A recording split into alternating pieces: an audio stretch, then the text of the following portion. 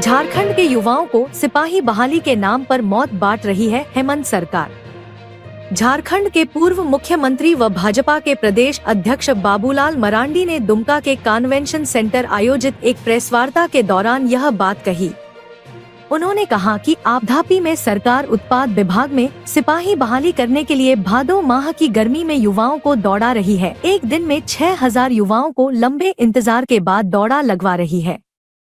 युवाओं को कम से कम 3 माह का समय मिलना चाहिए ताकि वे प्रतियोगिता की तैयारी पाते, लेकिन सरकार 15 दिनों के अंदर बहाली निकालकर युवाओं दौड़ा रही है। तेज धूप में दौड़ाए जाने के कारण बच्चे की मौत हो रही है और कई बेहोश हो जा रहे हैं।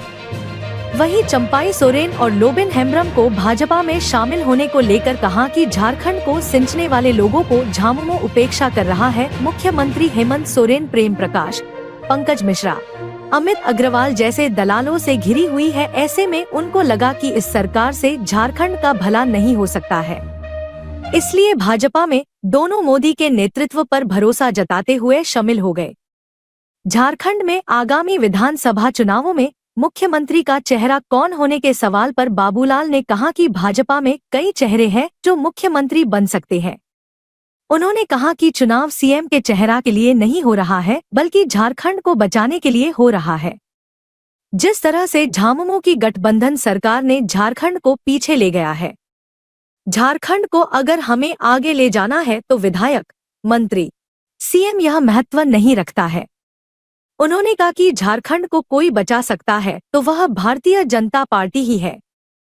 पूर्व मुख्यमंत्री बाबूलाल मरांडी ने कन्वेंशन सेंटर में घोषणा पत्र सुझाव अभियान के तहत कॉलेज और यूनिवर्सिटी के छात्र छात्राओं को लेकर कार्यक्रम आयोजित किए गए थे, जिसमें छात्रों और भाजपा प्रदेश अध्यक्ष के बीच संवाद कायम कर समस्याओं को जाना और राज्य में भाजपा की सरकार बनने पर समस्याओं को त्वरित गति से 1 साल के अंदर दूर करने का भरोसा जताया। कार्यक्रम में पूर्व मंत्री डॉक्टर लोइस मरांडी, विधायक अनंत ओझा, पूर्व सांसद सुनील सोरेन मौजूद थे।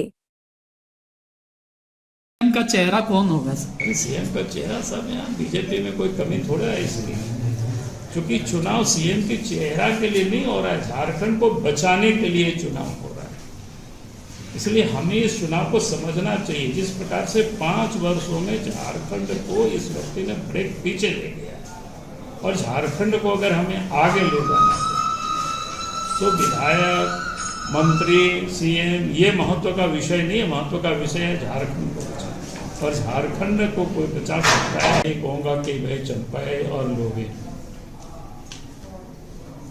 इतने पुराने लोग हैं जो झारखंड आंदोलन में शिबू सोरेन के साथ मिलकर के लोग काम किए, और उम्र के अगर इस पड़ाव में वहां से लोग निकल रहे हैं, इसका मतलब तकलीफ है लोगों के अंदर। और हम व्यक्तिगत रूप से भी लोगों से बात करते हैं, तकलीफ इस बात की है कभी झारखंड जिस उद्देश्य को लेकर के लोग बनाया था, लेकिन सरकार के इर्द गिर्द यानी हेमंत सोरेन के इर्द गिर्द कौन है? पंकज मिश्रा है, प्रेम प्रकाश है और अमित अग्रवाल है। कोई जमीन की दलाली करता है, कोई बालू की दलाली करता है, कोई दारू की दलाली करता है। तो इस पर भ्रष्ट अफसर्स है, 2 अफसर्स जेल में, कई इंजीनियर जेल में बंद है। तो जब ऐसे लोगों से पूरी 4.5 साल हमने पूछा यार कि पहले तो छोड़ सकते थे, बोला कि नहीं पहले हम लोग छोड़ सकते थे, हम सोच रहे थे कि सुधर जाएगा, शायद सुधर जाएगा। लेकिन जेल जाने के बाद और जेल से निकलने के बाद भी नहीं सुधरा, तब लगा कि भाई आप यहाँ रहना, झारखंड को नहीं बचा सकते यहाँ रह करके। तब झारखंड को बचाना है तो एक अच्छी पार्टी में जाना चाहिए जो राष्ट्र के बारे में सोचता है, गरीबों के बारे में, किसान मजदूर जनता के बारे में जो सोचती है। तो वैसे पार्टी भारतीय जनता पार्टी है और नरेंद्र मोदी। मौत होने का कारण है, मैंने तो कल भी प्रेस को कहा था, अपना ट्वीट में भी हमने ट्वीट किया था, भाई जिस अफरा तफरी में गवर्नमेंट लड़कों को दौड़ा रही है, इस प्रकार का होता नहीं है। कम से कम लड़कों को 3 महीना का समय मिलना चाहिए। पर 3 महीना पहले बताना चाहिए कब से दौड़ प्रारंभ होगी, ताकि बच्चे प्रैक्टिस करता है।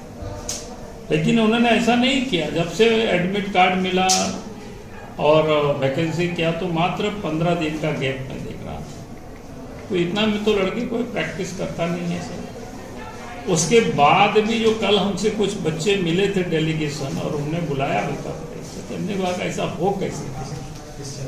तब उन लोगों ने एक तो ये हमने कहा कि ड्यूरेशन जो टाइम का है वो बहुत लिमिट है।